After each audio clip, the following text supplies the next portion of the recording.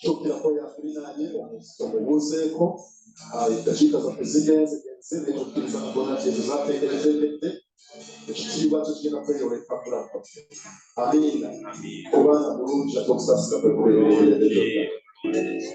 haleluya omaso kubuza kunenda wao utegeke nasuse utegeke bari kale mwanirize mu kikochero kubanga wali katonda tewabere kusakasaka amina tubera zizanyo bokuja bali kukutu tubera tubaniriza mwebera polisi y'abantu ekitiibwa n'entendo by'obudde bwakama haleluya amina amina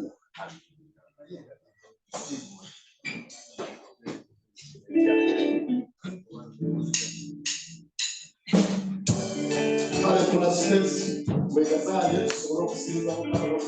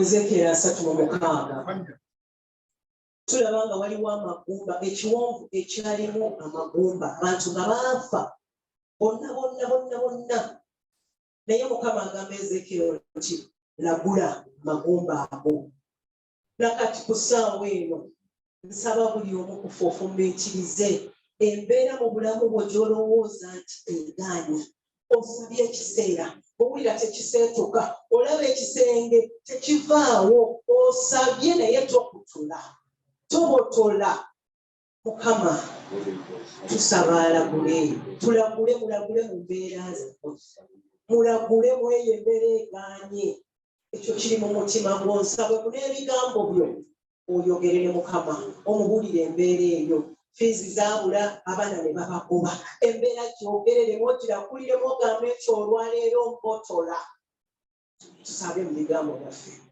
Mukama ow'ekisa taata tuzze ebintu bingi ebitusiba bingi ebitunyiga Mukama otule mu mitima gyaffe bw'otula tumanyi nti ne Yeriko ebisenge bya Yeriko byagwa Mukama Katonda tusaba okubotola mu buli mbeera yonna Mukama olwaleero buli ekyagaana kyonna Mukama Katonda wange ofuge obotole kitange twagala tubotole tuyitewo mu buli mbeera ebadde tulemeseza mu buli mbeera yonna obulwadde obubadde bugaanyi olwaleero tubulagulako okudda tudde bulamu tube balamu mu linnya lya Yesu tube balamu yagamba nabbi yalagula amagumba negaddako ennyama obulamu ne buddawo Mukama ow'ekisa tukukowoola tumanyi nti gwe empewo gye tussa gwe gituwa Mukama tuyite empewo okuva mu mpewo zonna ebugwanjuba n'ebuvanjuba waggulu ne wansi zonna Mukama Katonda wange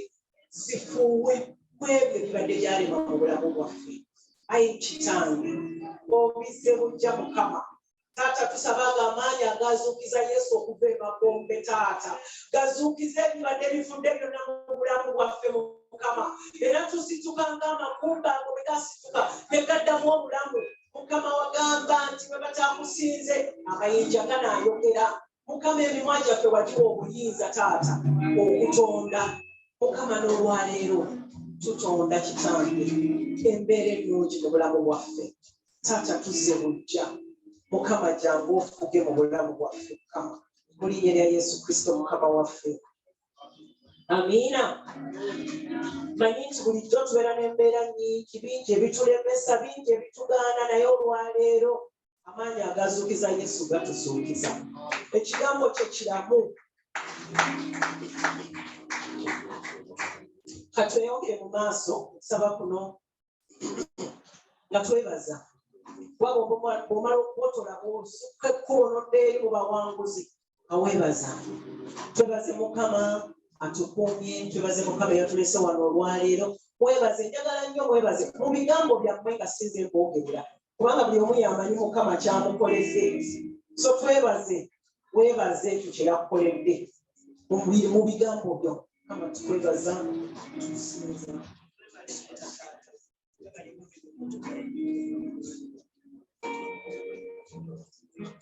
Mubanga kyakukoledde tukikuswaza era tofaayo kwogera mutunaawulira kubanga akukoledde ekirungi so toswala kwebaza Mukama olw'ebirungi byakukoledde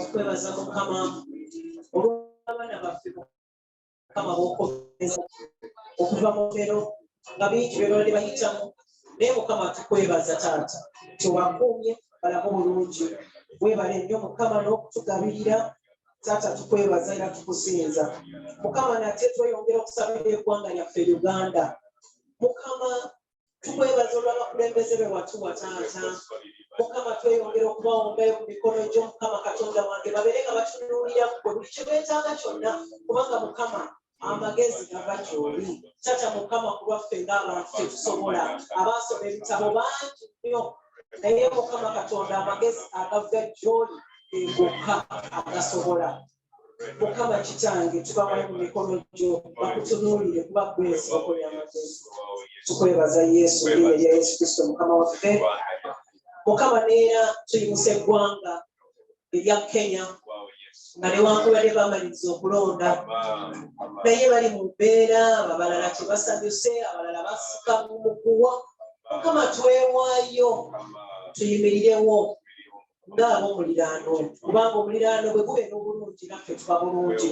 Kale tusabire eggwanga Kenya. Mukama Katonda waffe tusaba ofuge Kenya. Mukama Katonda wange gwe Katonda w'amawanga bonna. Mukama Katonda wange gw'olina obuyinza bonna. Mukama Katonda wange omwana w'omutuka alemereddwa taata gw'osembayo gw'osinga taata Mukama kitange so tukutunuulidde taata ne kuba eggwanga erya Kenya Mukama ofuge Mukama kitange twawulirako nti omukulu aliko taata kati pulezidenti yabuulirako ku njiri Mukama olaba yannyikira enjiri Mukama Katonda wange era akutunuulire ku taata afuge nga byakola abijja gy'oli taata Mukama tuwaayo amawanga amalala gonna agatwetoolodde naga gatuli ewala Mukama kubanga watugamba mu kigambo kyo tusabire emirembe mu nsi bonna taata bwe tubeera tusaba emirembe mu ggwanga Uganda tusaba emirembe y'amawanga gyonna agatuliraanye Mukama naye okusingira ddala byonna kitange tusaba emirembe mu maka gaffe taata tusaba emirembe mu kkanisa Mukama Katonda wange nga bakulembeze ab'enjawulo bayombagana onaweeza oli Mukama Katonda tusaba otule mu ffe kitange taata jangu nate mu linnya lya Yesu Kristo Mukama waffe amiina jangu jangu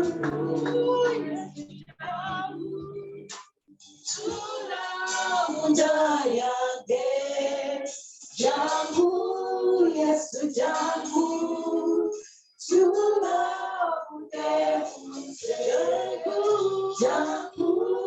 Yesu jangu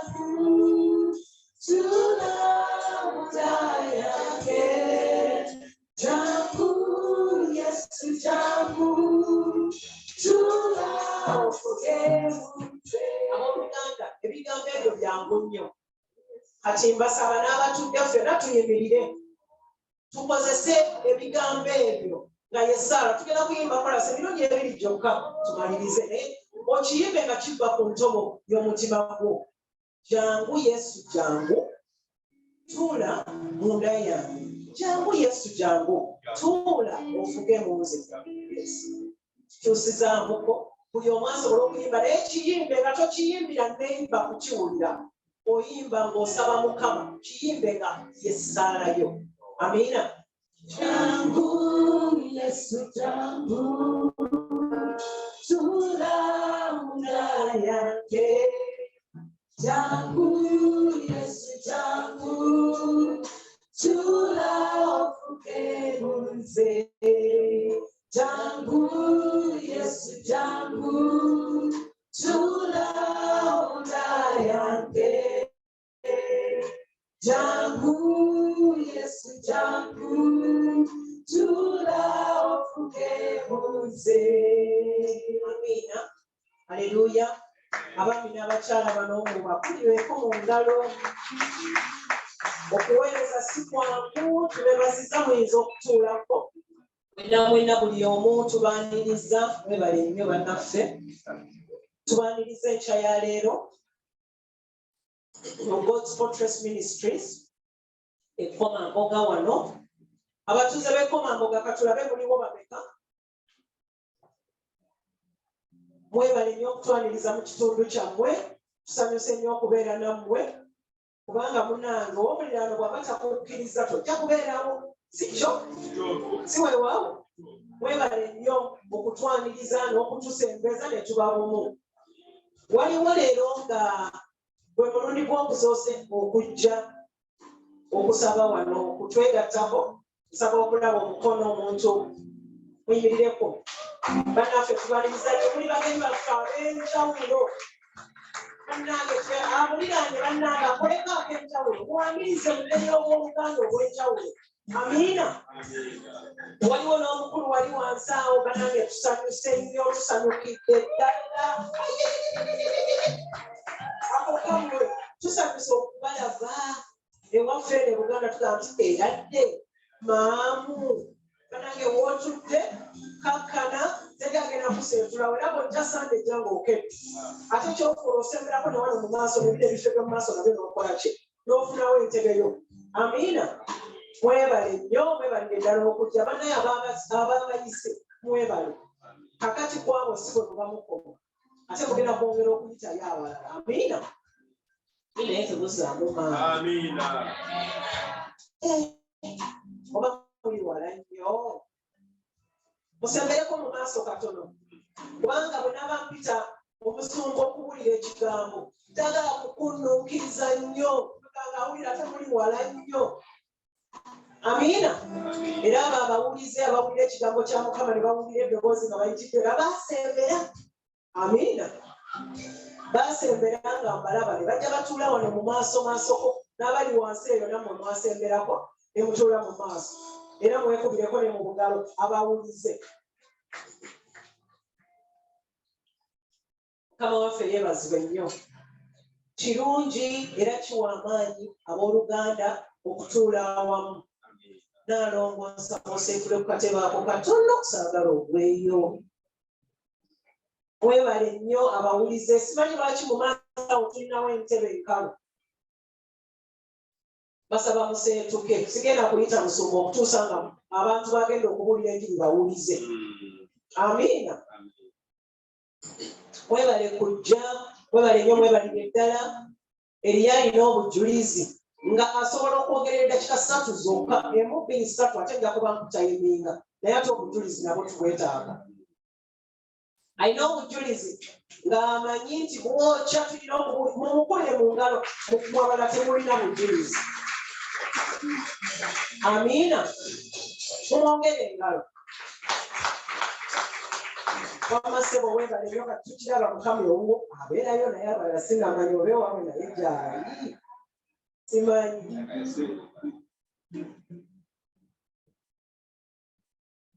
Amiina. Mukama yeebazibwe. Amiina. Amannya gange Yona Kakumba. Eyalokoka mu Gwokusatu. Nkyali mujja.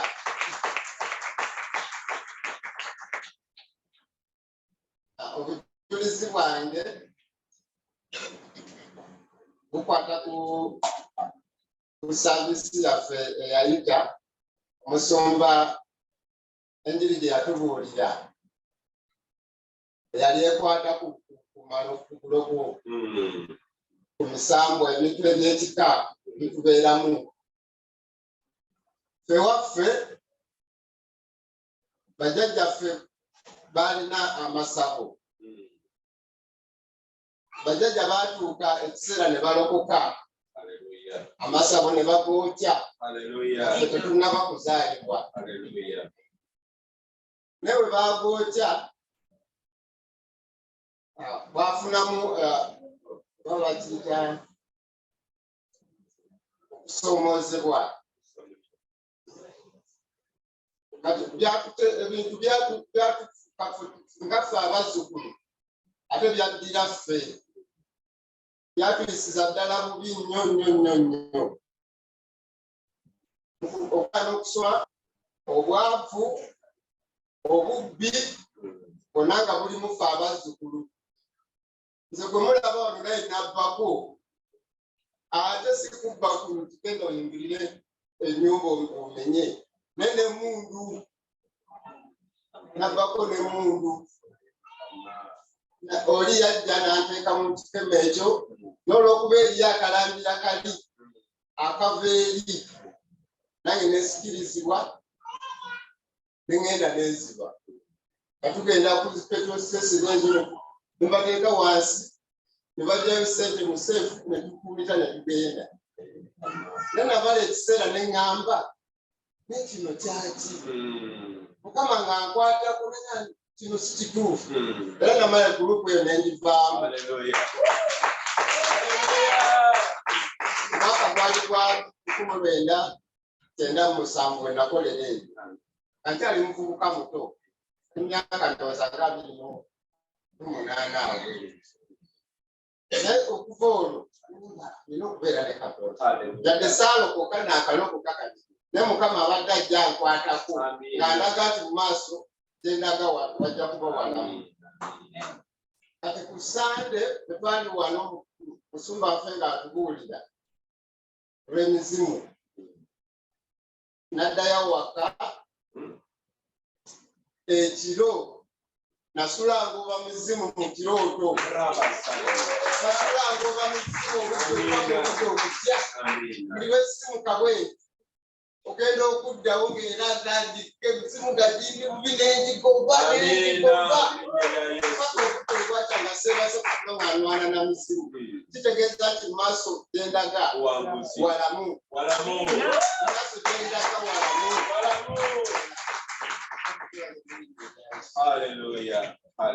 Ekitiibwa n'ettendo tubimuddiza Mukama. Ye mutuufu Mukama tumukubire engalo zisingakaawo.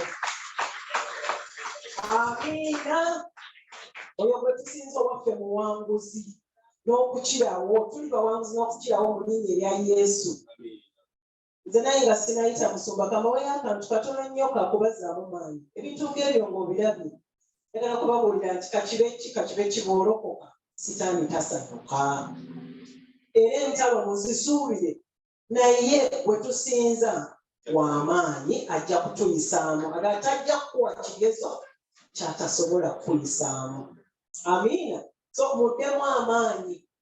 Bw'osanga abantu obuulira enjiri ne bagezaako bakuyisa okukuzalawa gwengoloope wa Yesu ajja kukukwatirako. Tetulwana ffeka ate entalo si zaffe. Entalo za Yesu naye ate obuwanguzi tugabana naye mu linnya erya Yesu. Amiina. Kale bannange basaba tugatte engalo twanirize musumba waffe Reverend Godson. Muyita Reverend kyagala nnyo tagaŋŋaana kubanga amanyi omwami ono omukulu ono yasoma n'atikkirwa obwa Reverend kubanga lwaki nkyogera nange nsobola okudda wali n'enkuŋŋaanya abantu bataano ne nga nti nze Pastor Dorothy naye ekya Reverend tukimuwa ekitiibwa kye. So he's Reverend Pastor Godson Sebuguzi.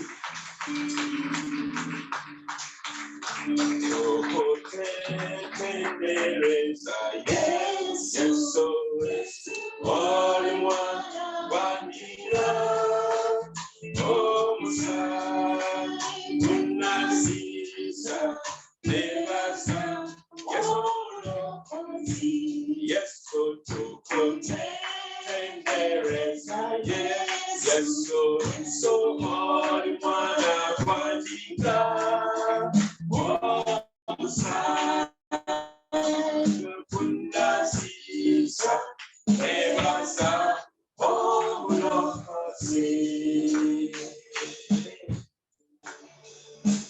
Katonda omulokozi Yesu Kristo mwana wa Katonda omulamu, tukwebaza amakya g'olwaleero nga tukuwa ekitiibwa, nga tukusinza, nga tukusuuta, nga tukugulumiza, nga tukuwa obuyinza obugwanidde Yesu. Gwe Mukama Katonda yatulokolayo Mukama, n'otujja mu bufumu, n'otujja mu bubbi, n'otujja mu bulimba, n'otujja mu bwenzi, n'otujja mu mbeera ezaali embi ennyo. Era ng'olwaleero Mukama gwe yatulokola watufuula abantu ab'obuvunaanyizibwa, era mu mitima gyaffe nga tulina essanyu n'obuwanguzi ti Katonda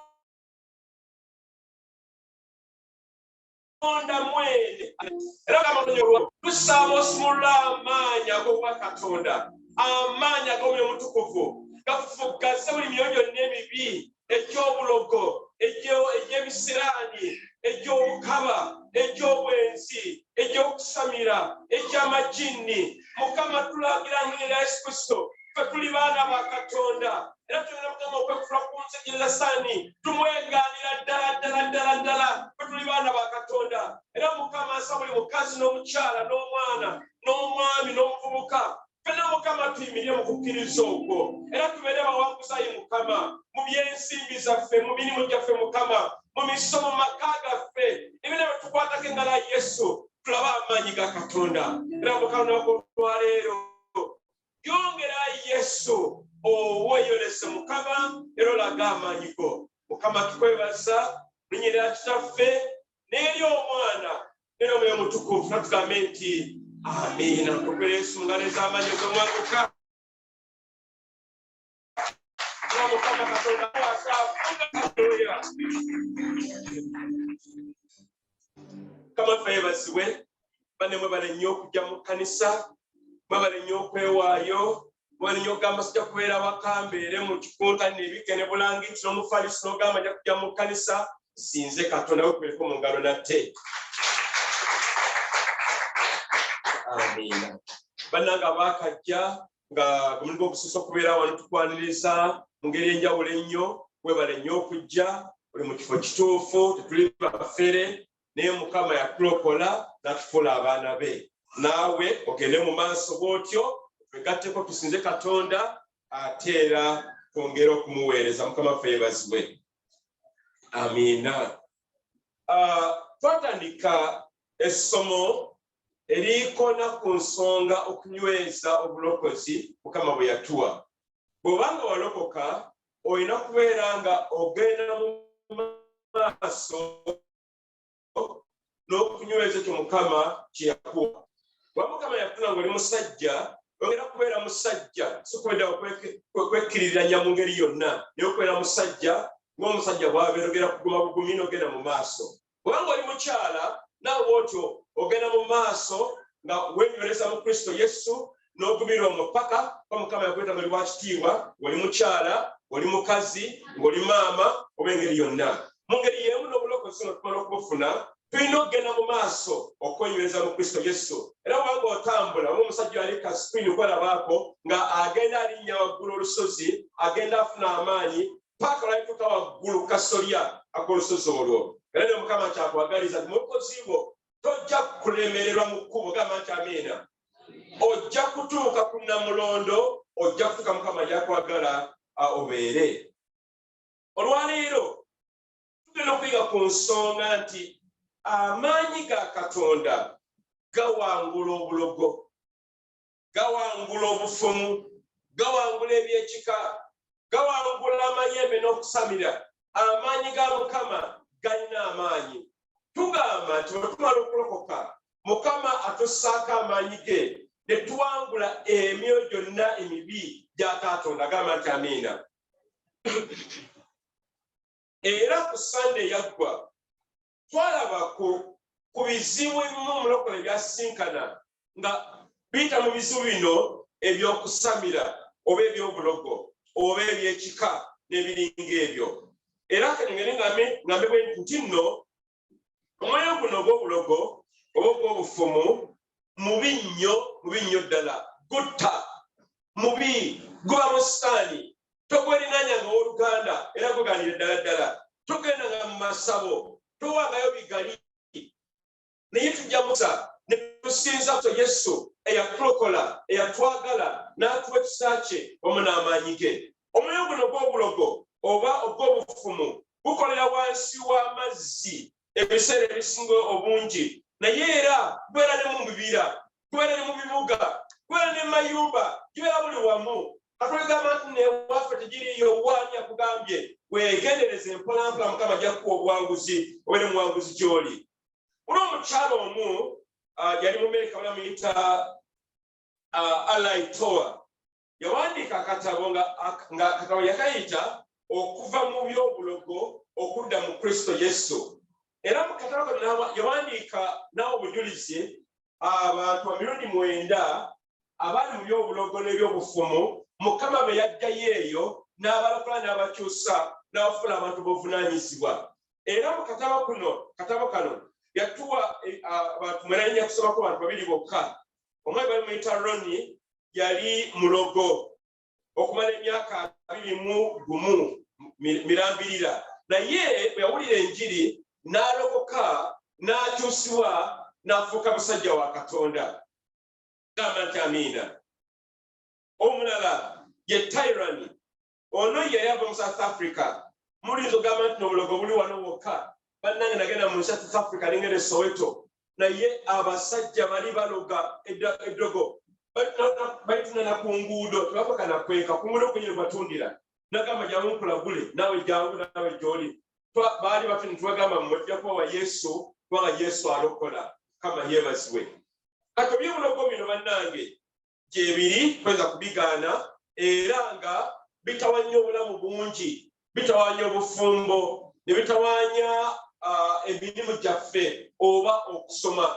era oyinza okubeera ologamba omwana wange oba yasiriwala ki tasiriwalanga omwana wo osanga obulogo bumutawaanya kyolina okukola okufuna erinnya lya Yesu Kristo n'ekigambo kya Katonda n'okukangula ku ddoboozi abaana bajja kusimulwa gamba nti amiina ne bubeera kufumbo ne bwe gabeera maka ne bwe gibeera mirimu bw'omala okulokoka Mukama atuwa amaanyi okwaŋŋanga buli muzimu gwonna ne tugwangula mu linnya lya Yesu Kristo omwana wa Katonda omulamu ennyo ddala.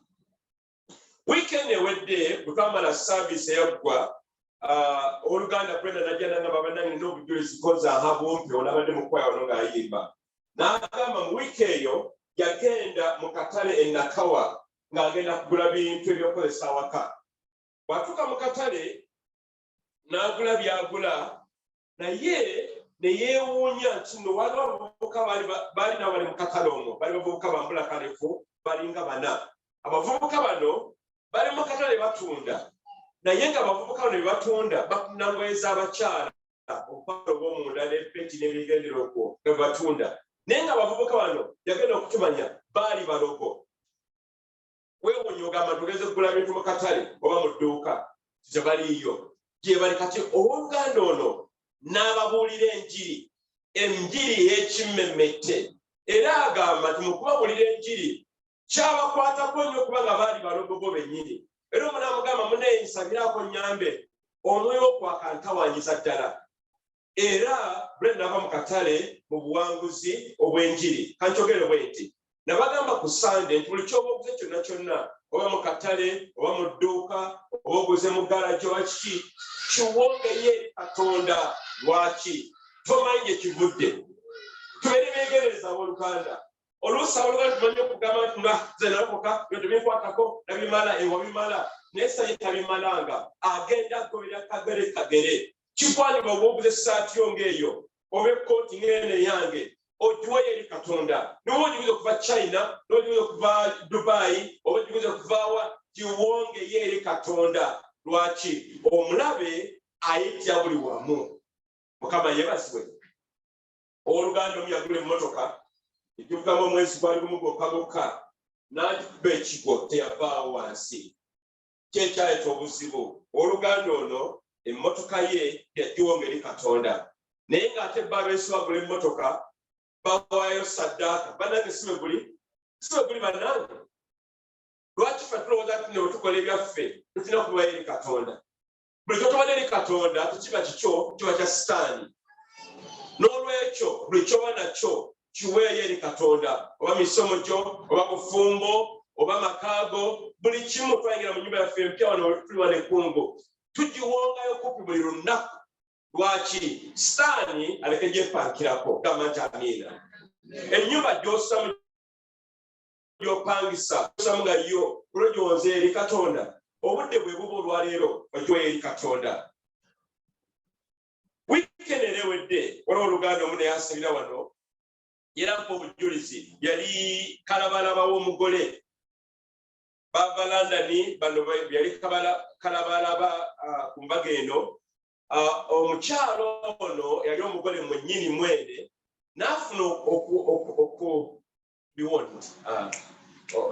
okulabulwa ne bamugamba nti gwe nno okyalo naye senga awamu oyo agenda mu masawo tiyafaayo n'atwalirawo bwe kityo naye bwamala okwanjula omusajja bwe yava naye e London nga amaze okumwanjula n'amukaayira. Bamaze okwanjula omusajja akoze ki? Akaayira nga mumanyi nga bino bijja kukoma wano olwaleero.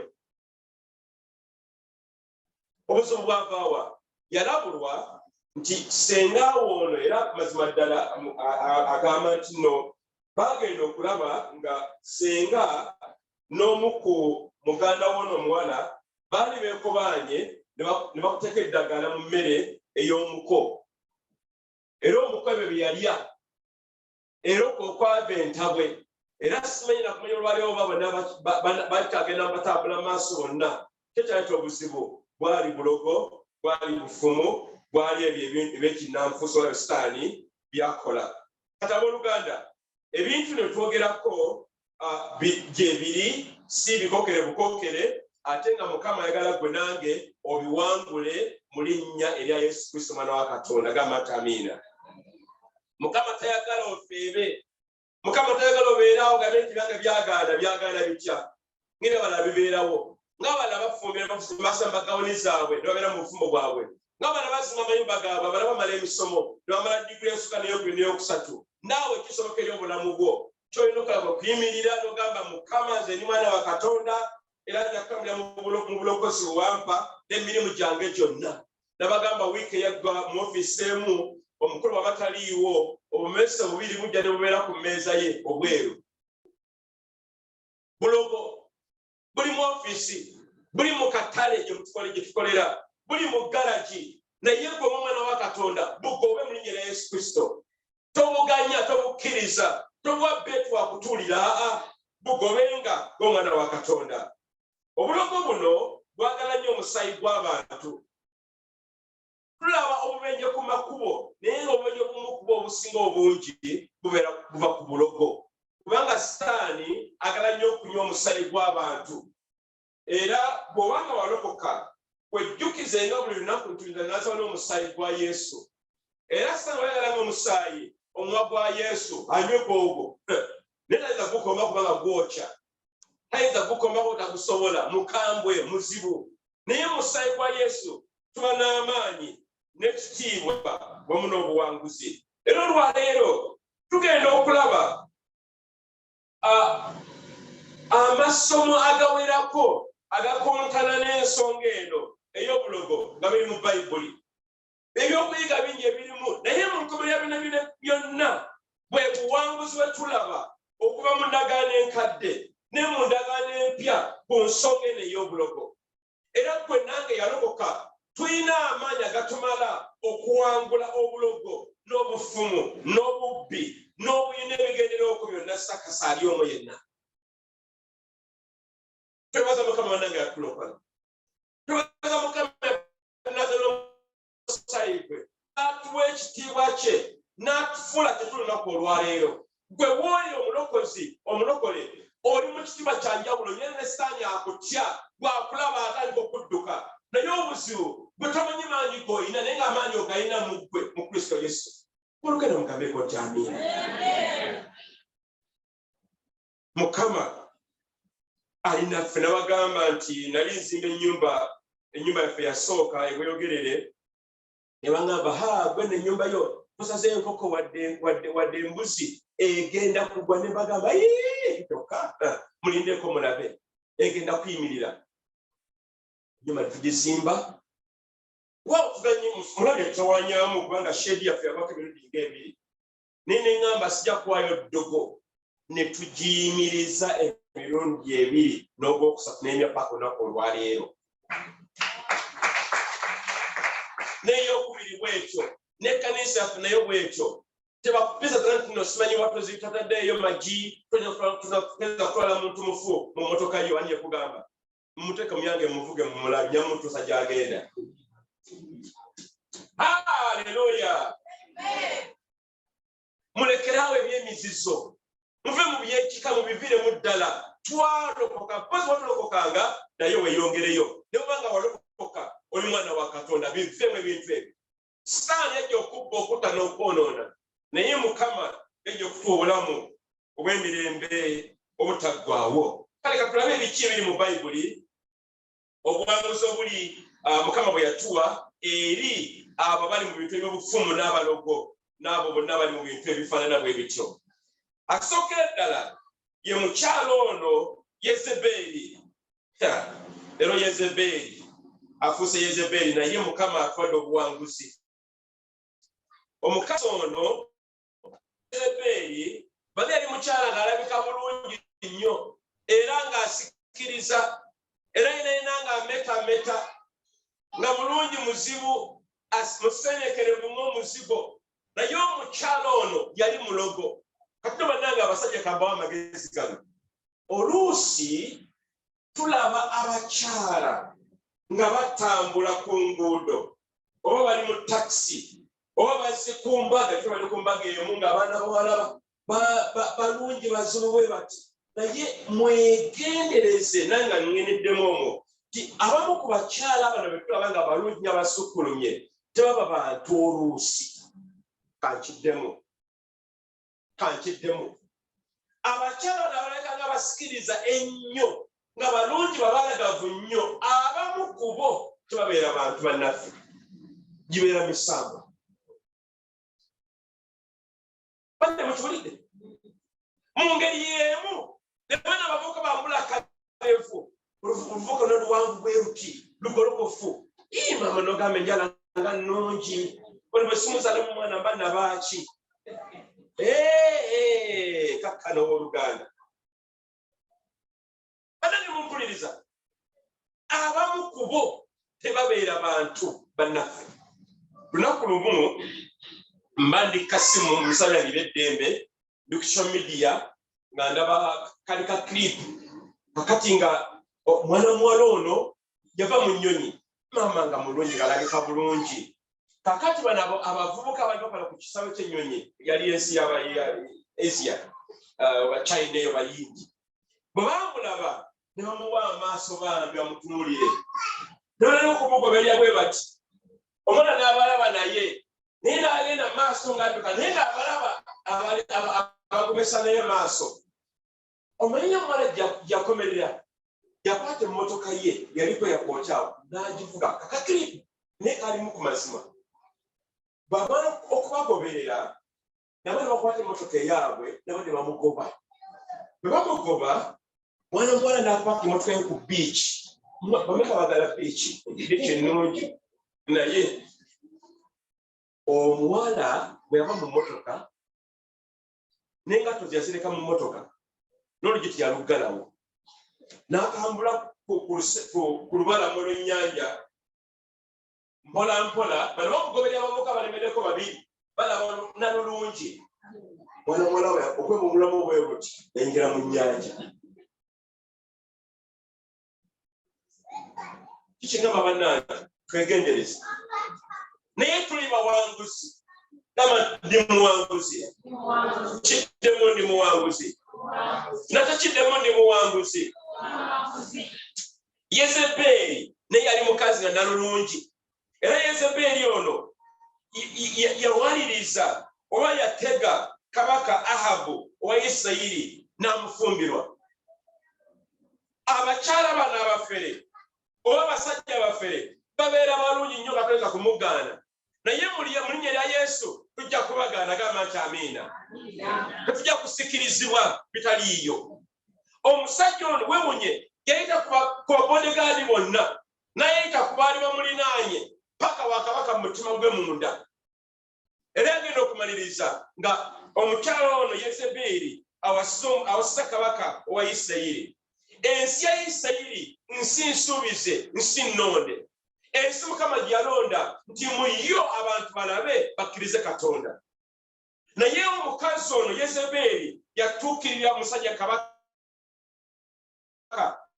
era namala namufuirwa n'atandika okumutya eri Katonda n'amuzza ku mizimu n'emisambwa n'ebyokukola bwe yamala okukola ekyo ensi yonna ya Isirayiri neva Katonda nedda ku mizimu ne ku misambwa kikyengamba bannange tubeere beegendereza nnyo abakyanoonya abaami ab'okuwasa oba abakyala ab'okuwasa gw'ofumbiddwa oyo mwegendereze abeere nga muntu mulungi kubanga bw'aba tali oli mu buzibu munange ati mulungi nnyo bweswafanono njakuba enguudo eddalu si yakasooka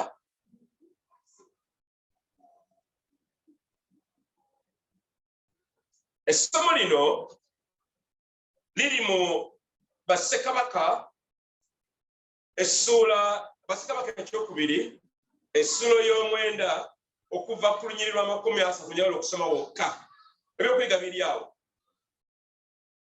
omukazi ono Yezebeli enkomero yabe ne byonna kwe kufa yamala n'afa naye yafa atya yasindikibwa okuva waggulu ku kisenge gye yali paka wansi era n'ayabika nga musota kati sitaani kyaba ayagala ekyo buli mulusani bwawuliriza okudda gy'ali abayagala kumutta busi. Era bw'oba olowooza mbogenda kusemira jangu tulime ebijja tuweyo ebiweebwayo biki. Oyo nayina sakasi wakutta sani mubbi musi. Tolimba kuwazawaza mpolampola agenda kutwaliriza tokkiriza. Mumanyi n'otajja tuweereze ssente tutwalye olumbe tukole ebijjo bakufuna bagambe siina ate sijja kujja.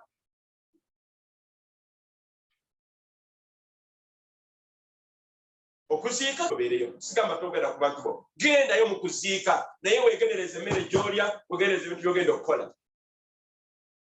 Tubeere beegendereza bannanga abooluganda nosanga omulokole kubanga abadde yidi neiba mugambe neiba yamukoleza asimanyani piraawo olusanya luno tugaali oyinza okululya mu linnya erya Yesu osobola naye tubeere beegendereza tomala galya tobeeranga mpuuta n'obuuta kino n'obuuta nekiri weegendereze ky'olya. Haleluya. Omukazi ono Yezeberi obulogo bwamutuusa ne kabaka. Tugenda okukiraba nti nno ebigenda okuddako nti nno abalogo bano si bantu obulijjo bokka babatuukirira nende bakabaka n'abafuzi. Kyewuunyisa bulogo n'obusamize n'ebyobufumu. Wano ekyokuyiga kiri nti twegendereze abantu betulaba abantu balungi nnyo abatulinaanye tukola nabo tulya nabo bamulirwano tubegenderezenga tubeerenga n'amaaso ag'omwoyo essaawa 24. Essomo eryokubiri ye mukyalo ono eyaliko omuzimu mu nsi ya Edooli. Ekitabo kiri mu Samwiri ekisooka 28 wandika wansi. Samwiri ekisooka essula 28 ennyiri eyisooka 4 awo kasome ndowooza ffenna wamu. Tusome ffenna wamu. Samwiri ekisooka essula 28 ennyiriri ezisooka 4 zigamba bwe ziti. Awo olwatuuka mu nnaku ezo Abafirisuuti ne bakuŋŋaanyiza amagye gaabwe eggye lyabwe entalo okulwana ne Isirayiri. Asiki n'agamba Dawudi nti tegeera ddala nga toliraba nange mu ggye gwe n'abasajja bo. Dawudi n'agamba nti Akisi nti ky'oliva otegeera omuddu wo by'alikola. Asiki n'agamba Dawudi nti kyendiva nkufuula omukuumi w'omutwe gwange ennaku zonna. Awo Samwiri yali afudde ne Isirayiri yenna abaali bamukaabidde ne bamuziika mu Lama mu kibuga kye ye. Era Sawulo yali eggye mu nsi abo abaliko emizimu n'obufumu. Era Sawulo yali ajje mu nsi abo abaliko emizimu n'abafumu yajjanga nabo. Naye Bayibuli egamba bw'eti nti omusajja ono Sawulo kabaka yalaba nga bamuzinzeeko mu kutyo kungi kyeyagamba munoonyezeeyo omukazi alina emizimu ambuulire tunawangula oba tunawangulwa. Era ebiseera ebisinga obungi abafuzi beesenga mu mbeera nga balina okugenda mu mizimu egyo n'amasabo. Naye ekyokuddamu kiri nti bw'obeerawo obuzibu bwonna tulina kudda eri Katonda. Gamba nti amiina. Tonoonya bano balogo oba basamize. Jangu mu kkanisa tukusabire tukkirize Katonda tajja kuviirayo. Kubanga ye mwesigwa ajja kuviirayo.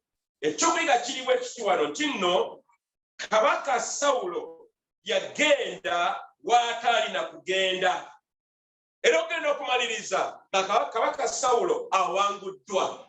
Agenda mu masabo, agenda mu bafumu awangulibwa. Naye ajja mu kanisa abeera muwanguzi. Gamba nti amiina.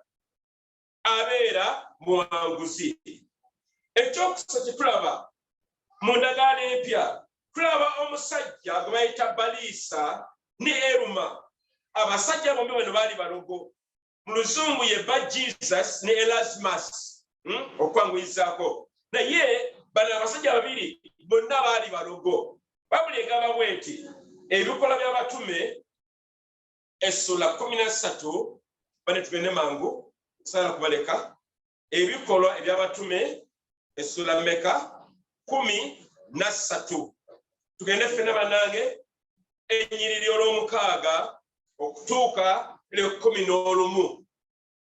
Bani temwebaka bannanga booluganda temwebaka banne temwebaka tukyali mu kuyiga. Bw'oba otuse ogamba nti amiina abamu muli ku TV kale ekintu sijja kubagaana lugamba bwe ruti bwe baayita mu kizinga kyonna okutuuka omuntu omulogo nabbi w'obulimba era omuntu omulogo abeera nabbi waki nabbi waki wa bulimba. Buli lwolabanga omuntu abuli ennyini nga wa bulimba era abeera mulogo kiseera kye kimu. Babuli bwetyo bwe tugambye si bwe kiri. Tugende mu maaso egambye nabbi w'obulimba Omuyudaaya erinnya lye Balisa eyali awamu Omuluumi Serugio Paulo omuntu ow'amagezi oyo n'ayita Bulanaba ne Sawulo n'ayagala okuwulira ekigambo kya Katonda naye Eruma omulogo oba Erasmus mu Luzungu kubanga erinnya lye bwe lyavunulwanga n'awakana nabo ng'ayagala okukyamya ow'essaza mu kukkiriza. Naye Sawulo era ye Pawulo bwe yajjula Omwoyo Omutukuvu bwe yeekaliza amaaso n'agamba nti gwe ajjudde obukuusa bwonna n'okukola obubi bwonna omwana wa Setaani omulabe ow'obutuukirivu bwonna tolireka kukyamyanga amakubo ga Mukama waffe amagolokofu tolikomya.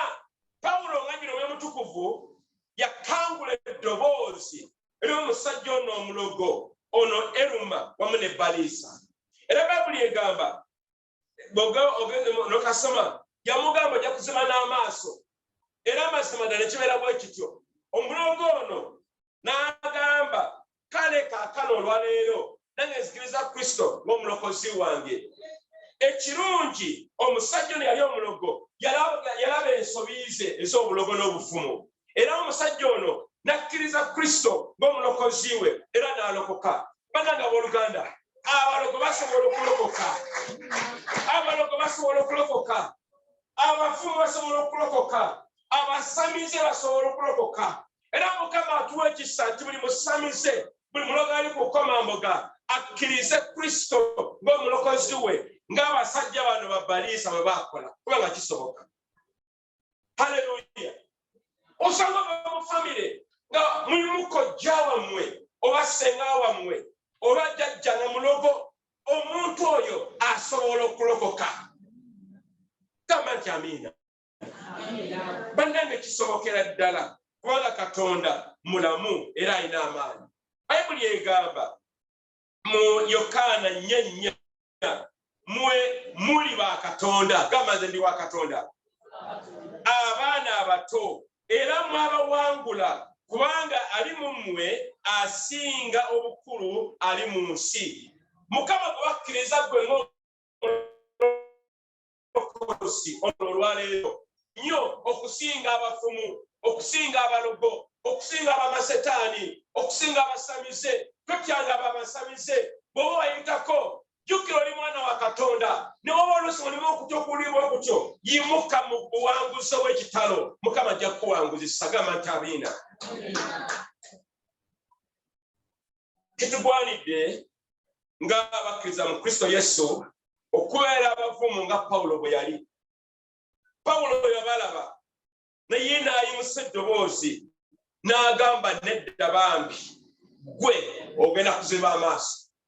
Mukama atuwa obuvumu. Mukama atuwa omwoyo w'okwawula. Mukama atuwa omwoyo w'okutegeera nti tulina amaanyi agasinga ag'omulabe Setaani. Bino byogamba nti nomanyi tulina nga ye omulogo ewange nina okuvaawo. si gwe alina okuvaawo, omulogoyi alina okuvaawo oba okukkiriza Kristo ng'omulokozi we. Haleluya. Ekyokuna, essomo eryokuna lye lino. Buli kiseera kozesa erinnya erya Yesu si ddala. Kozesa erinnya erya Yesu nga ogoba emizimu, ng'ogoba ebyokoola, ng'ogoba amajini, ng'ogoba obusamize. Erinnya lirimu lyokka, erinnya erya Yesu Kristo omwana wa Katonda omulamu. Erinnya eryo lirina amaanyi. Ebikolwa essuula 16 tubikulaba bannange, temugayala twaze kusoma. Ebikolwa essuula 16 essuula ennyiriri 16 okutuuka lwe 19 tugamba bwe ruti. Awo olwatuuka bwe tugenda awali awasabirwa, omuwala yaliko dayimooni alagula n'atusanga, eyafuniranga bakama be ebintu bingi olw'okugula. Abalagula bajja kukola ssente. Haleluya. Tebajja kuyamba gwe kufunamu, bo batoozi era bayaaye babbi. Bayibuli egambye nti oyo 17 bwe yabagoberera, Pawulo naffe n'ayogera waggulu ng'agamba nti abantu bano baddu ba Katonda. Weewunye, emizimu gimanyi abaana ba Katonda. Obalaba wano bamanyi bwe bakulaba bamanyi nti omwana ki wa Katonda. Naye oluusi kukya nnyo ne tubeeramu musumali ludda wa tumpita erinnya lya Yesu lijja kumala. Linnya lijja kumala. Kubanga gwe amaanyi agali mu ggwe ng'oli mulokozi gasinga agali mu nsi, era gasinga ga Sitaani. Era Sitaani aba akumanyi buli mwana wa Katonda. Bannange, tambulira mu buwanguzi Mukama bwe yakuwa. Tofeeba, towangulibwa, oli mwana wa Katonda. Teri maanyi, teri bulogo, Mukama ajja kukkiriza kuwangula. Weewunye kiri wano bannange, kino kyewuunyisa. Bayibuli egambye 17 oyo bwe yagoberera Pawulo naffe n'ayogerera waggulu ng'agamba nti abantu abo baddu ba Katonda ali waggulu ennyo. 18 n'akolanga bw'atyo ennaku nnyingi, naye Pawulo bwe yanakuwala ennyo n'akyuka n'agamba dayimooni nti nkulagira mu linnya lya Yesu Kristo. Ekyo erinnya lyali linnya lya Yesu Kristo. Erinnya terikyukanga, likyalina amaanyi olwaleero nga bwe lyali. Era gwe owooluganda eyalokoka, kozesanga erinnya lya Yesu Kristo owaŋŋange era owangule bule bwonna obwonna obufumu n'ebyakafunkunaaye biri maka gammwe. Tobikkiriza kwegazaanya, tobikkiriza kukola bubi, tobikkiriza bulwadde, tobikkiriza kwetera bwavu mu bulamu bwo. Beera muwanguzi ng'omulokozi, ng'omulokolerwa mu bulamu bwo.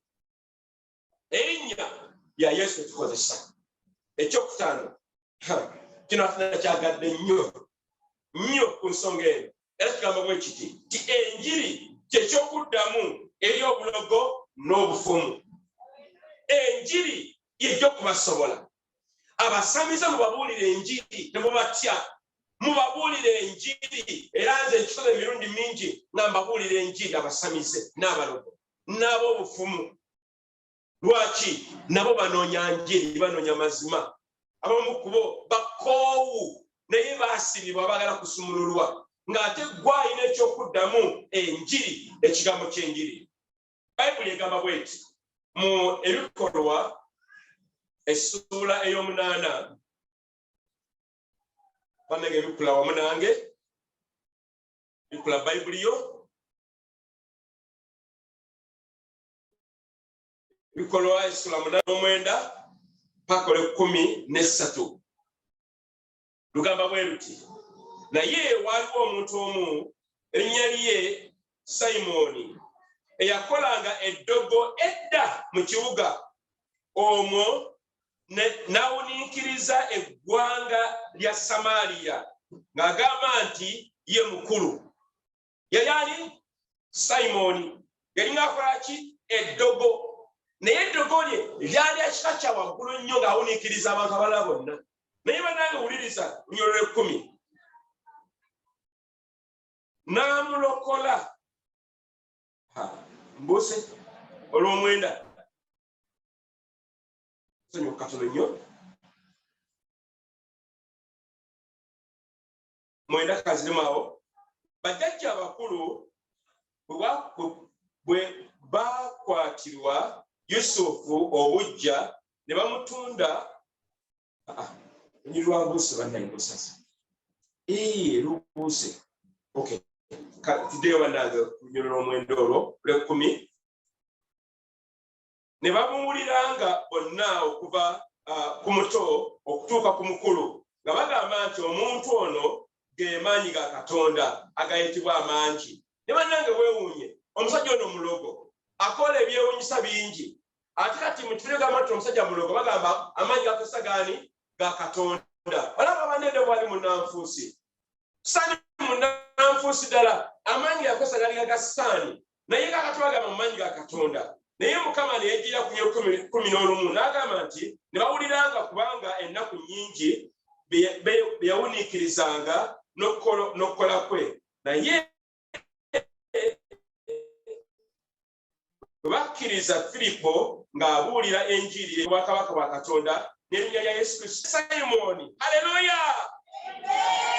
ye yennyini n'akkiriza bwe yamala okubatizibwa n'abeeranga wamu ne Firipo bwe yalabanga ebyamagero n'obubonero obunene obwakolebwanga ne yeewuunya bannange abantu bano basobola okulokoka ne bakyusibwa bwe gye bali ewamwe mu kika obulokozi bwabwe butuuse nabo gamba nti amiina era Katonda ono mwene ayagala nnyo kubalokola bannange ekyomukaaga nti tusabenga essaala ezoonoona enteekateeka z'eddogo n'ez'obusamize bw'obanga osaba sabanga Mukama ayonoone enteekateeka ez'obusamize wamu n'obulogo kubanga kisoboka Bayibuli egamba bw'eti Isaaya 44:25 lugamba nti ono ye Katonda nti atta obubonero obw'abalimba era afuula abalogo abasirusiru akyusa abagezigezi okudda emabega n'amagezi gaabwe okuba obusirusiru ye Katonda waffe bwe twakkiriza bw'ogamba nti Mukama eddogo lye bampeereza terijja kunkolako lijja kudda gye balisindikidde lijja kuddayo gamba nti amiina tuleka abantu bangi abali mu bulogo ne baloga abaana b'abannaabwe naye be baaloga ne biddayo ate ewaabwe Mukama akyasobola era gwe nange sabanga essaala eyo Mukama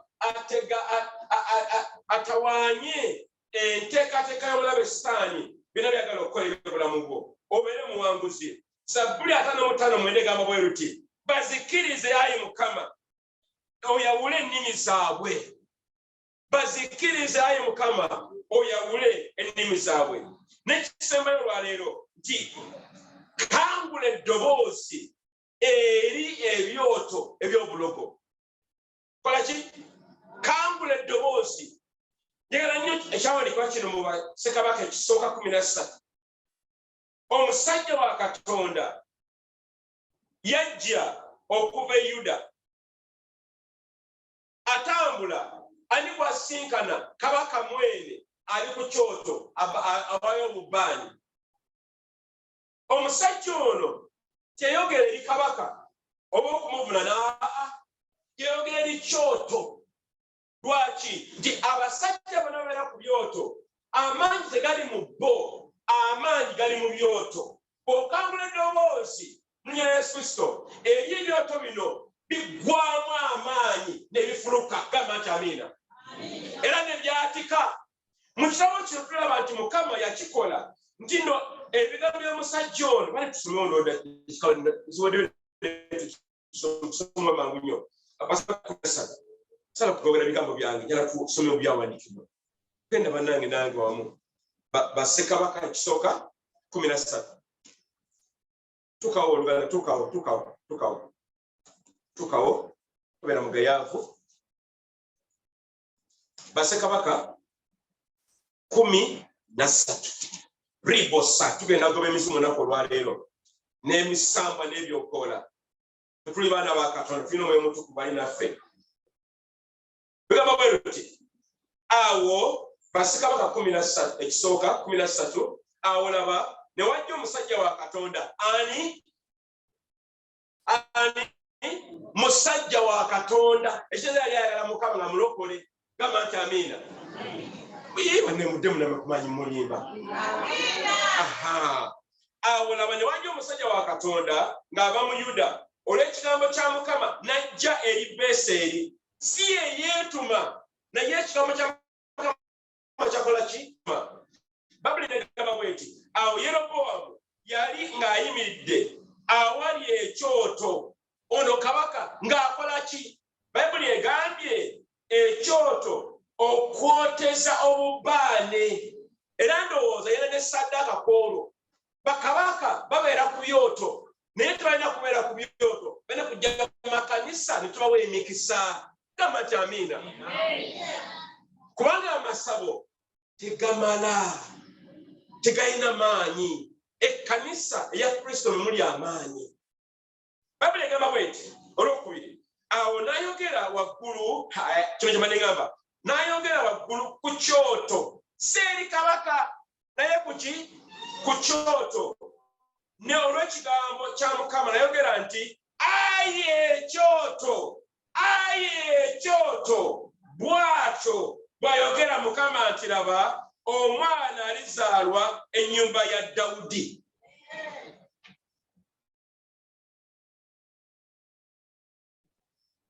ogera eri kabaka era tumanyi nti n'amaanyi ga kabaka gali ku kyoto bw'oba onowagula omulogo n'omusamize tomwaŋŋanga nga ye omuntu y'omubuulira njiri mawulire malungi naye yogera eri ekyoto kwatuula ekyo mukitegedde ekyoto bwe wali amaanyi era ffenaffe n'ekkanisa wano amaanyi gaffe gali ku kyoto kya wano tulina wano ebyoto biwererako no ddala tubizimbye ebyomuliro biri wano era bweyala okutusobola kwata ku kyoto naye tetujja kukkiriza kubanga wali amaanyi gaffe omusajja Samusooni amaanyi g'ekyoto kyo gali mu nviiri bwe bamusalako enviiri naggwamu amaanyi n'apowa ne bawangula naye abalogo amaanyi gaabwe gali ku byoto era omusajja ono Bayibuli egamba bweti kansimunyire ekisembo tumalirize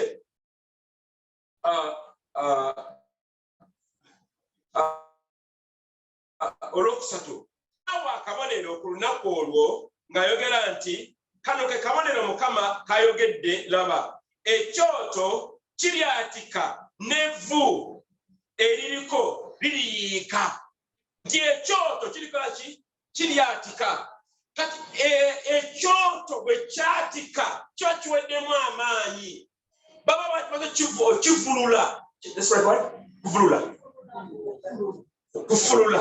okufulula webale nnyo kati bannange Mukama atuwadde amaanyi gwe nange tufulule buli byoto biri mu maka gaffe ebyoto biri mu bufumbo bwaffe ebyoto ebiri gye twazaalibwa eyo eri ku bijja oluganda yimuka ku makulu yimuka tusaba yimuka dakikasikirentanoyo yimuka ribo saka yimuse eddoboozi lyo yimuse eddoboozi ogambe nti Mukama buli kyoto ekyazimbibwa ekiri ku nnyanja ekiri mu migga ebiri mu yonna yonna ku mbalaza Mukama nsaba bivululibwa mu linnya lya Yesu awali eddogo awali obusamise oluganda yimuse eddoboozi lyo zibuliza ku maaso go oyimuse eddoboozi lyo ovulule buli kyoto kyonna sitaani kye yazimba ekikutawaanya n'otakulaakulana n'otafumbirwa n'obeera mu bwavu n'obeera bwotyo n'akakali kakulema okukula ennumu gyo tegirama fulula buli kyoto mu linnya lya Yesu Kristo yimusa ku ddoboozi kalabula ku ddoboozi oluganda ribosani nimalibayala remotalibayagagasonenimayebe edenima yoborokoboswaliribayababayerere Rebotana Maragaga Sori Bayerebe, Rebotara Baraka Baba Sori Bayerebe, Eteni Malobori Bayerebe, Organa Yitomio Chevri Choto, Imusomio Cristo Yesu, Chevri Choto, Etomla Stani, Pulivio de Samise, Evioloko, Eviama. Kini, ebyo wako, mute, ebyo impalana, ebyo kwawukana, ebyo utazala, tuyusa mukama katonda akusumule, obere mukazi w'eddembe, obere musajja w'eddembe, obere muwanguzi, mukama obere muwanguzi kubanga walokoka, oli mwana wa katonda, wetakkule buli njegereze n'olwesani, sabala akusibyeko, obere w'eddembe. Yesu yagamba nange okusumulula abanna abasibe, libotara yakasono no mayerebe. Organa imusa kudobozi yo, imusa kudobozi likangule uleko, ribotana marama sori riba, reboteni malagaga sondo ribo, bebekeme ni maloboni bali baraba, rebotara bayerebe, eni ni bali yaraba rebo sori ribo, matara baraga kansari riba sori ribo, riboteni malaba bakolo ni mayerebe, bebekeme mekeserebe ni mayerebe, rebotara baraba baka sori riba yerebe, mukama watu wa amani, okwanganga muri njaba, nokwanganga muri musimu n'emisamba, kwetuli baana bakatonda twalokolebwa, n'olwaleero mukama tutwala amaanyi ag'okwangula buli bulogo, obulogo bwonna okusaba nabutekako, obulogo, empalana, ng'emisamba gitutawaanya, tugigaana n'amayembe n'ebyokukola, n'elubaale n'ebyekika, tubyekutulako buli Yesu Kristo, omwana wa Katonda omulamu, mukama tunaze n'omusaibo, otusse bujja nate, tubeera abakazi n'abasajja abawanguzi, ebyo obulamu bwaffe.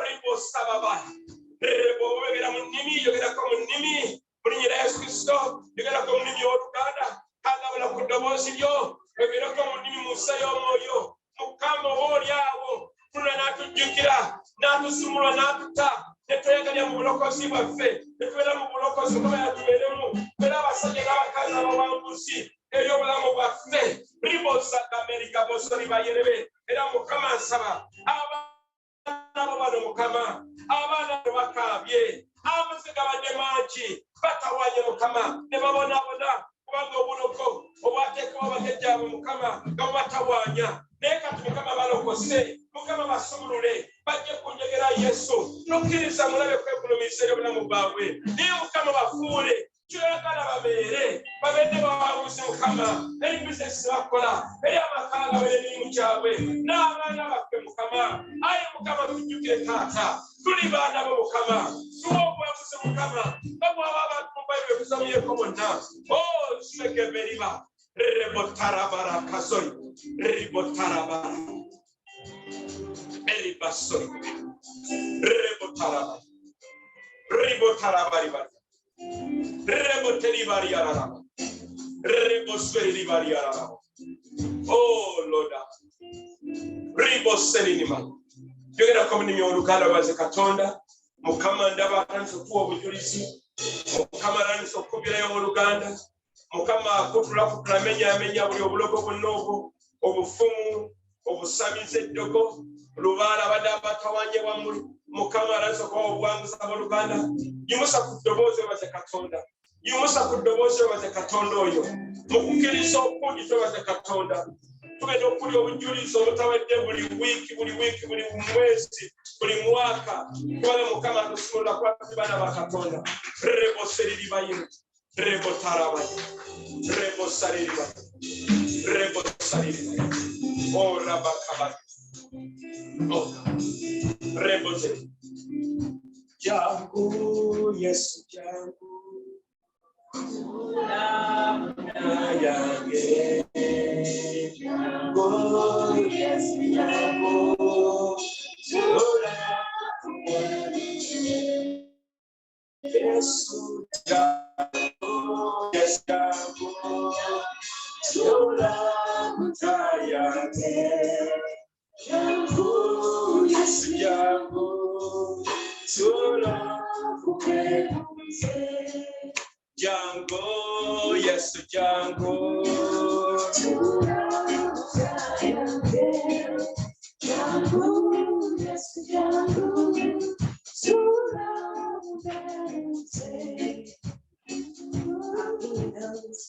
Yes. Tukwebaziza nnyo mukubire Mukama engalo. Amiina mwebale nnyo muyinza okutuulako.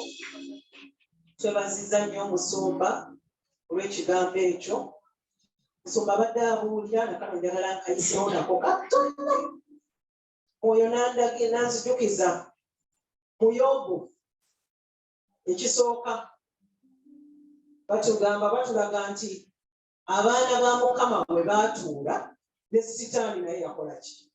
Naye yajja yaliwo mu miitingi. Kitegeeza nti ne bwe tuba tutudde wano bwe tuti Sitaani abeerawo, so Sitaani wakukuba buli kiseera kyonna. Temukoowa. Ogwo gwe mulimu gwe tulimu, obulamu bwonna bwonna kulwana ntalo. Ate era bino mu biwandiike mu Kuva essuula eya 22 olunyiriri lw'18 lugamba tolekanga mulogo kubeerawo. Tetwagala kubakuba masasi kubatta, naye twagala okutta omwoyo ogw'omulogo ogumulimu. Kati kumwe bwaba waliwo gwe bateekako kayirize, beera nawo wano bakakusiba genda okwokye, tewali kijja kukubaako. Erinnya lya Yesu likumala. Amiina. Buyirizi bonna buli abalina embuga eka, abaasika abalina obwambe obwo bw'abalubuga, byonna mubijjayo mu linnya erya Yesu. Twagala okubeera n'ekkanisa nga bwe mbeera ne neiba wange simweraliikirira. Nali nkirabyeko mu makanisa ng'abantu batambula ne buyirizi bajja mu kyalo. Temuddamu okubuleeta wano, tujja kubookera wali ku mulyango. Mu linnya erya Yesu tujja kufuna obusungu obw'Omwoyo Omutukuvu. Amiina. Kati bannange ngenda kusaba, tugenda kusoma ebirango naye nsaba abayimbi bajje babeere kumpi kuba tugenda kuyita mu sipiidi. Abakuŋŋaanya mujje ab'ebirabo tusome ebirango nga abayimbi bwe bajja. Nsaba bannange tuweeyo, naye ng'okusingira ddala mbeegayiridde nnyo bwe muba mufuluma mu saaviisi wano mwambuke wali waggulu mulabe omulimu ogukolebwa, mwogere ebigambo eby'obunnabbi, mulagule ekizimbe ekyo kisituke mu linnya erya Yesu mangu nnyo. Wabula olwaliro mubanga ozze ng'olina ssente nga Mukama yakugambye olina okuziwaayo okuzimba. Tulina emmeeza esembyeyo wali. Nasabye nnyo Mukama, saagala kukola fundraising mu service kuba Mukama teyampadde lukusa, pasita teyampadde lukusa. Naye Mukama atugamba nti ennyumba tugizimbe. Gwe buli koolina konna ng'osobola. Omukyala oli ali ku mmeeza wali esembayo muweeyo ekyenjawulo olwaleero. Twetaaga emitayimbwa. Dikoni Emma simulabawo, simanyi oba emitayimbwa gigula ssente mmeka abantu bamanye. Omutayimbwa gumu $16. Bannaffe mutegedde twetaaga emitayimbwa mingi ddala, emitayimbwa 89. Omutayimbwa gumu gugula $16. T20 T16 bananga bakuŋŋaanye naye waliwo eziyo ez'okuzimba ze bagenda ate okuleka wali emabega. Temuddayo nazo. Oyinza okuba ng'otambula omubbi n'azikubbako nga tezabadde zakuzimba nnyumba ya Mukama. Amiina. Oba n'ogulamu sapulenya. Bannange oba nezigwa Brenda Wema. Twagala okuva wano bugu bulingi twenyigiriza naye twagala tuveewo. Ekirala kyenjagala okuyisaawo kirinja kiddira. Tusolooze ssente tukuŋŋaanye emitayimbwa kikulu nnyo. Tetwagala kusabiriza. Naye nsaba Mukama abakolemu omulimu akujjukize mummwe mulimu Mukama lwe yatonda nga yakuwa ekirabo ozimba amakanisa nga tonnabakizuula ddayo eka osabe Mukama ajja kikulaga. Abantu be batyo babaayo. Omulala Mukama nga yakugamba nti ekkanisa eno yeetaaga emizindalo emirala bwe tunadda wali wagazi bambi ssente ezo ziweeyo. Si zizo za Mukama za kukola mulimu. Ekiseera kigenda kutuuka nga tukola ne crusade. Twetaaga ebyuma ebijja okukola crusade. Akalala ebintu nga 2 nga bwe tusolooza ebirabo byaffe. Tetugenda kusobola kubeera n'abaana baffe oluusi mu holiday tubeera nabo ne tubeera ne holiday program, naye holiday eno olw'okuba tuzimba twagadde tumalirize okuzimba kwaffe kuli nga tetutaataaganyiza bazimbi. Naye n'ekirala nkuba omulanga eri abazadde, abaana abo bammwe temubwegobaako. Babadde ku ssomero emyezi nga 3 ate kaakati era twagala tubasindiikirize bazze bantawana ku luno naawe tulako nabo naawe basumbe baanabo buvunaanyizibwabo wabona ogamba nti kasita muholidde buli kiseera bagenda ku kkanisa obeera ddi nabo okomawo saawa 4 ez'ekiro okooye abaana bakulinze toliiwo kati naawe basumbeko naffe ekyansi yaffe tubeereko n'abaana baffe amiina ekirala abantu bano mubalaba waliwo abakyala n'abaami wano abaweereza gye tuyita worship team twaniriza abantu ekiseera kigenda kutuuka nga tukola ne tugamba abantu bawummulemu kati abalala bajje naye buli muntu awulira nti oyagala okuyimba kitagambye nti amanye nnyo okuyimba naye mu mutima owulira olimu oyagala okuweereza mu kuyimba jangu olaba omukulu oyo ali mu saati ey'obubokisi bamuyita omwami Michael Sekasala yatukulira jangu omulabe naye bw'ojja okkirize otuule bumu naffe osobola okujja mu practice oyinza obutajja kusanda ejja n'otandikirawo okuyimba kyagadde kino tukitegeere tusumba ne twesumba ne twekolamu omulimu essaawa yonna tubeera ng'abasambi b'omupiira waliwo bwe bagamba nti otudde ku benchi tekitegeeza nti tojja mu training otuula ku benchi ekiseera ne kituuka n'ojja n'oyimba weewaawo tukitegeere tubeetaaga ate nyabo webale nnyo twetaaga ne ba asha bwono omulimu gwakola babeera nti abantu bazze ekkanisa erikuze twetaaga abantu abaweereza abo abayamba abantu mujje abakebezi mujje mutuule wano mujje so emirimu egyo bw'ogenda ku mmeeza eri esembayo bajja kunnyonnyola emirimu mingi mu kkanisa obuweereza weebuli ffenna tetugenda kubeera wano ku kituuti naye ye mabega mufumbira emirimu mingi waliwo abakeera wano ne bajja ne bategeka obutebe nogwo nagwo mulimu era buweereza so mbeegayiridde nnyo kubanga tonnaba kugendaka yitako ku mmeeza wali obuuze waliwo kiki kyensobola okukola oba gwogambe nti nze nsobola okukeera sawa bwezi bakubuulira ebintu ebyetaagisa okuyamba mukama tukwebaza olw'ebiweebwayo bino mukama katonda wange weebale nnyo abaana babawaddeyo weebale nnyo kye bawaddeyo oyo yenna kyasobodde kyaleese mukama tweyongera okusaba mukama oyimuse enfuna yaffe oyimuse buli kimu kyonna mukama otwongereko ogabanyeemu emirundi 10 bwe tujje mukama ekisingira ddala obukulu mukama nga tetunnawaayo nsimbi zaffe tusaba taata otusumulule tuyigwe okwewaayo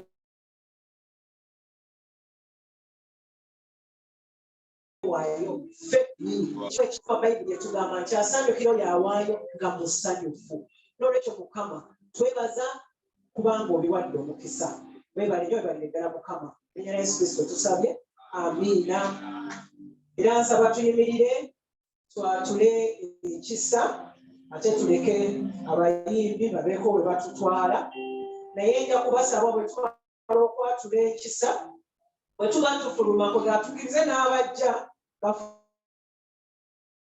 bw'oba olina bweyagala okulumyako naye ate oweewo okugamba abadde musalo tuyambe ekisa kya mukama Yesu Kristo amiina tugende mu bugenzi